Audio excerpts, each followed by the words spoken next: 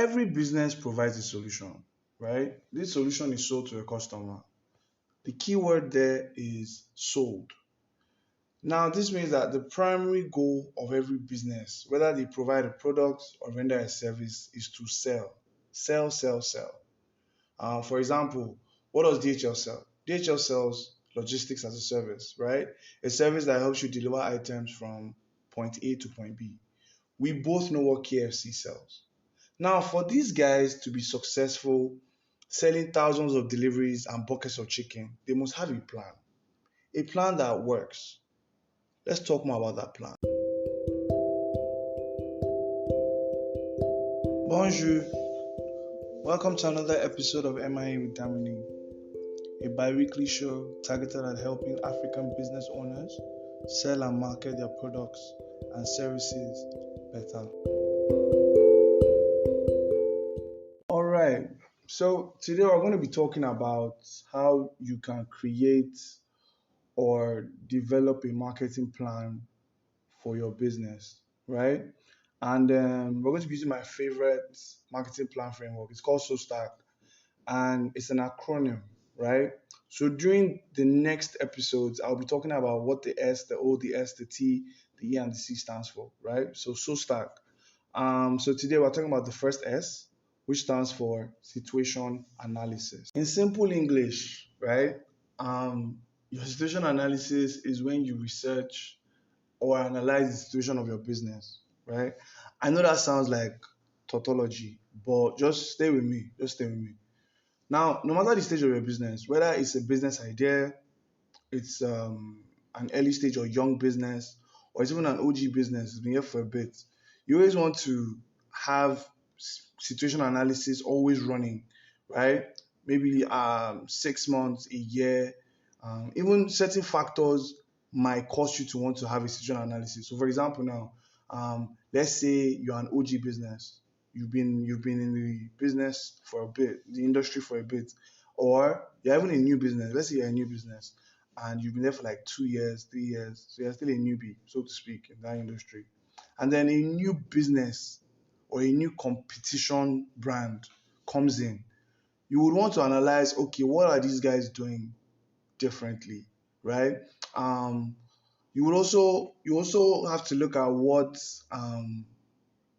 the environment is saying. So, for example, now COVID, because of COVID, you had to do a situation analysis. Okay, how am I handling my distribution? How am I making sure that people that are working for me are safe? All those kind of things are part of your situation analysis, right? So that's why it's a continuous process.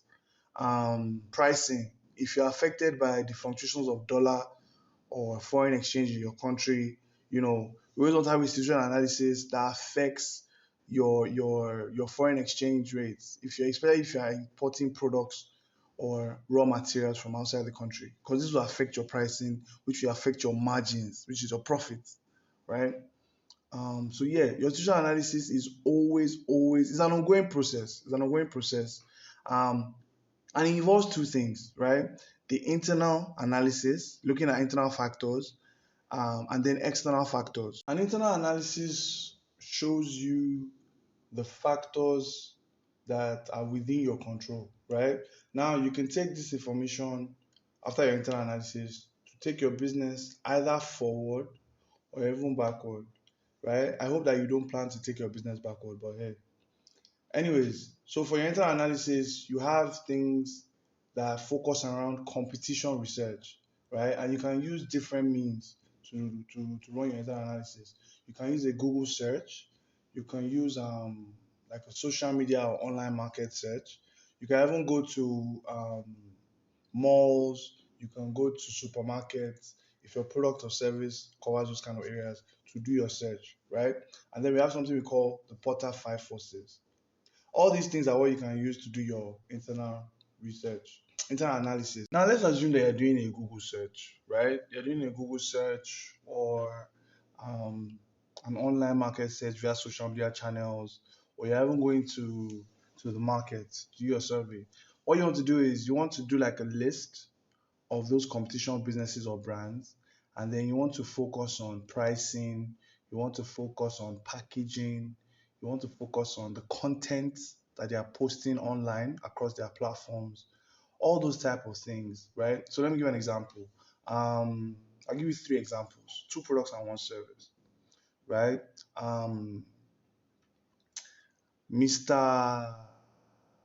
Mr. Silver sells suits, right? Mr. Silver sells suits. He's a fashion designer. Um, he's been in business for like what, 3, 4 years. His competition are the big boys, people like Maya Tafo, DG and Kola, Wiseman Apparel. Those are the big boys, right?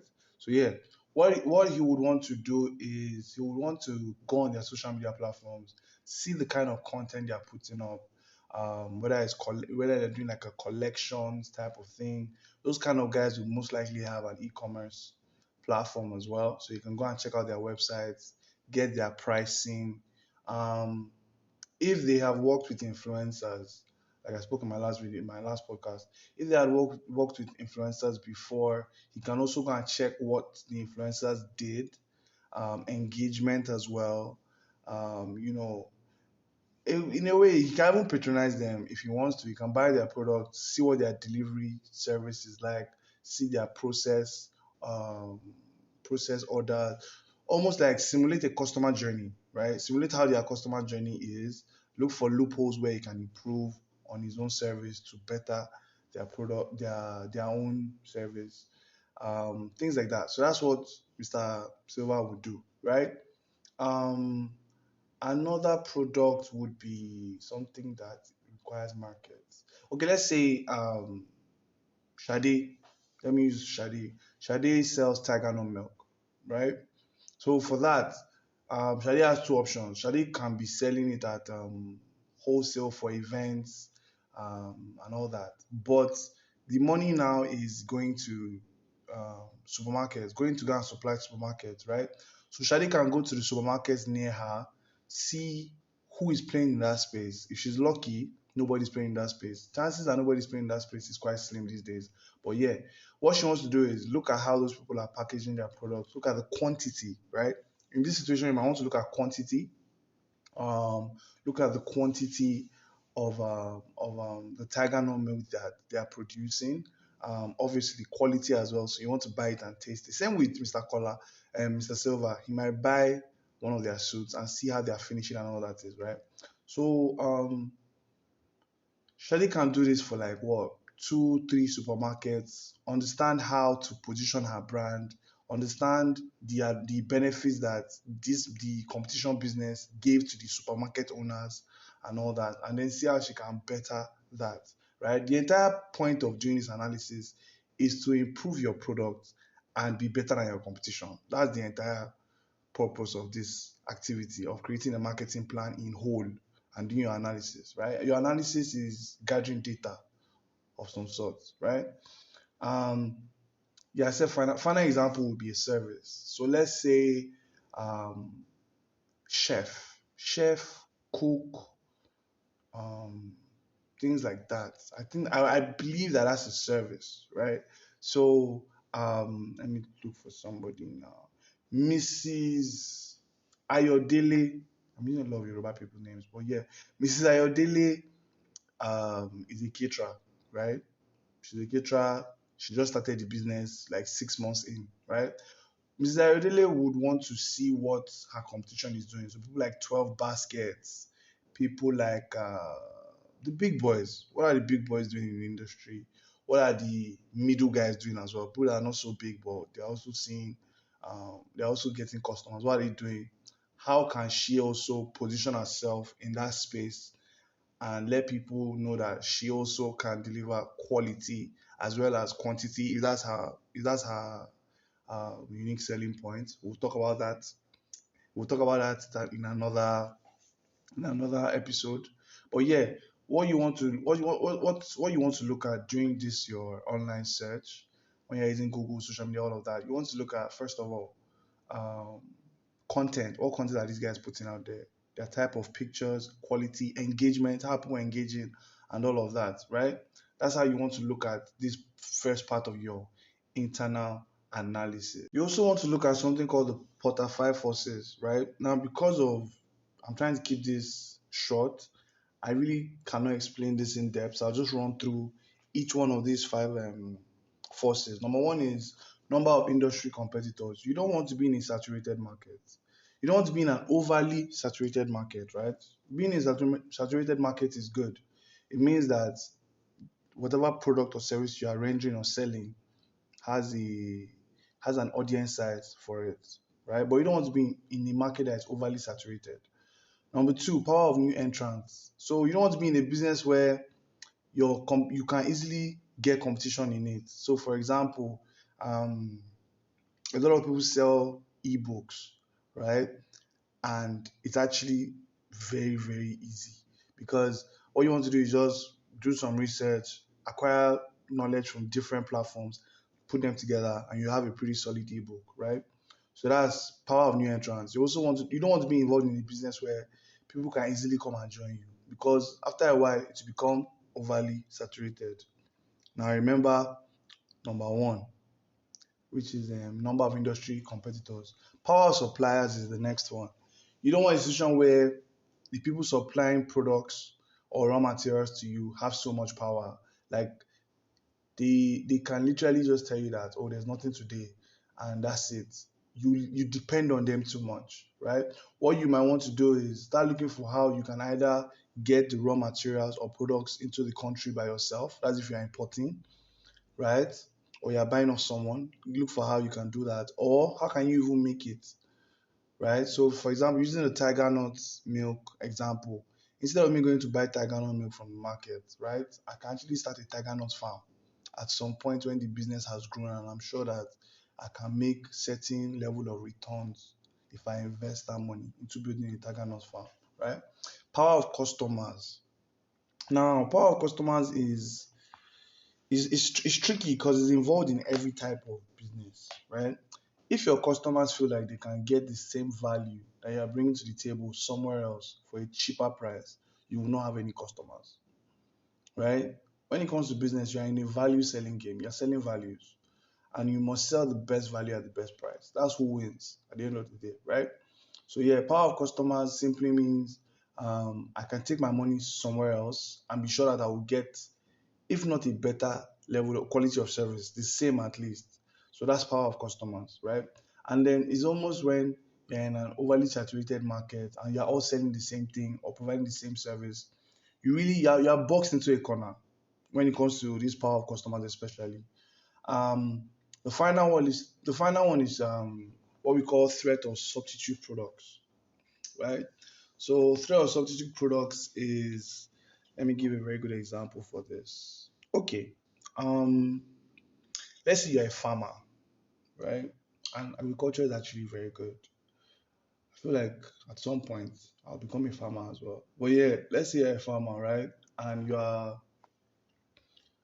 are selling rice, right? You are selling rice, and you spend so much money, you built a rice farm, all of that. Now the idea is almost everybody eats rice, right?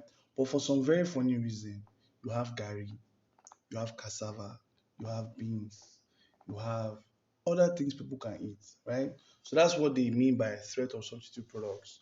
Let me take it to the fashion space. So you are selling, you are selling, you are selling all those gowns that they put stones on it, all those nice, nice shine stones, right? You are selling those kind of stones. A substitute product there would be a gown made with Ankara or a gown made with Ajire, right? I can call that a substitute product because they are all gowns, right?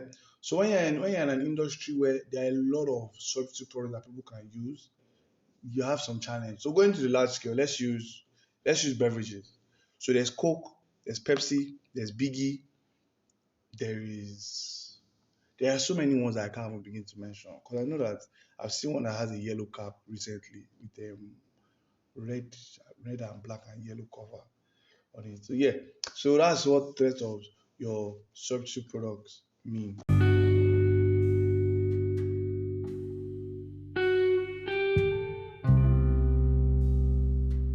All right, so we've come to the end of, let's call it part one of working on your situation analysis for your business, right?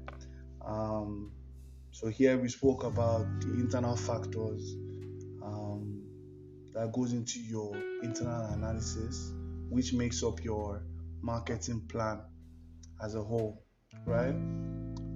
The key takeaway that you want to focus on, right, is that when you're doing an internal analysis, especially when you're checking out what your competition is doing, you want to focus on things like quality, quantity, pricing, and let's say packaging, right?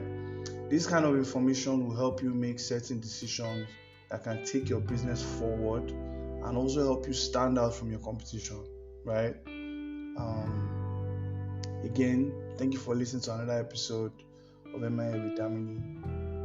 As you well know by now, this podcast is sponsored by Oja Digital, an agency targeted at making marketing simple and productive for small and medium scale businesses.